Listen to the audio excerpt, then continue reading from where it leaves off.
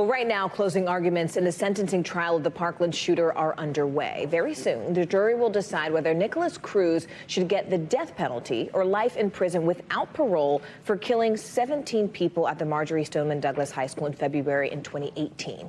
NBC News senior national correspondent Kerry Sanders has been following the story since the very beginning there, and he joins us now from Fort Lauderdale, Florida. Kerry, a lot is at stake in that courthouse there behind you. I mean, what are the attorneys saying in these final arguments? Well, the jury of 12 will decide whether the gunman here, who has confessed, Nikolas Cruz, whether he will get life in prison or whether he will be sentenced to die. We can go live into the courtroom right now. This is the defense right now presenting its defense, suggesting that Nikolas Cruz should spend his life in prison. We're going to listen to about 5-6 seconds here of this. So let's listen for a moment. An attorney referenced or a witness referenced or a doctor believed was important in forming their opinion, you can ask us for that, and we can pull it for you. But they're here. This is Nikolas's life. If you want to read it. Now, earlier, before lunchtime, the prosecution had an opportunity to present their side of the case. This is what the prosecutor had to say. And I submit to you that the right decision is a decision fortified by truth and justice. It takes into account the facts, the law, and the truth. The appropriate sentence for Nikolas Cruz is the death penalty.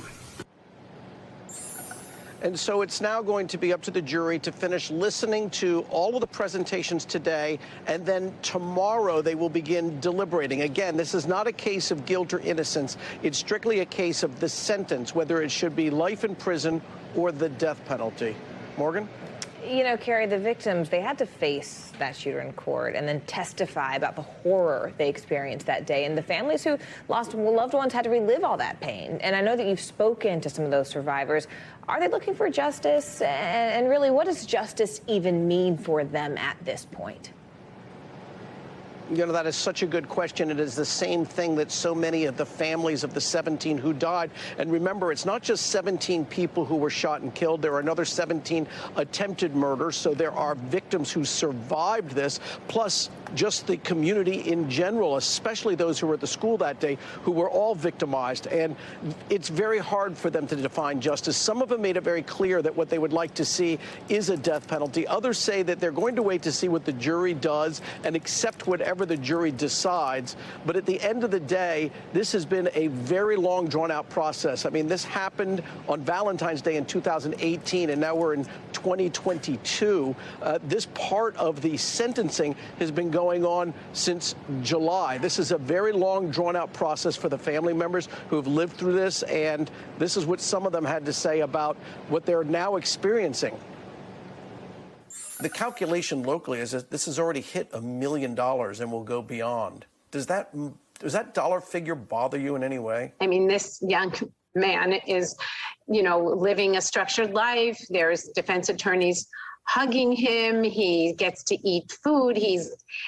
And now all the money that's being spent, yes, it bothers me very much. And many of my students have to pay out of pocket a copay to just get some kind of mental health help. And that bothers me a lot. We may see the jury's decision on a sentence as early as tomorrow. Morgan?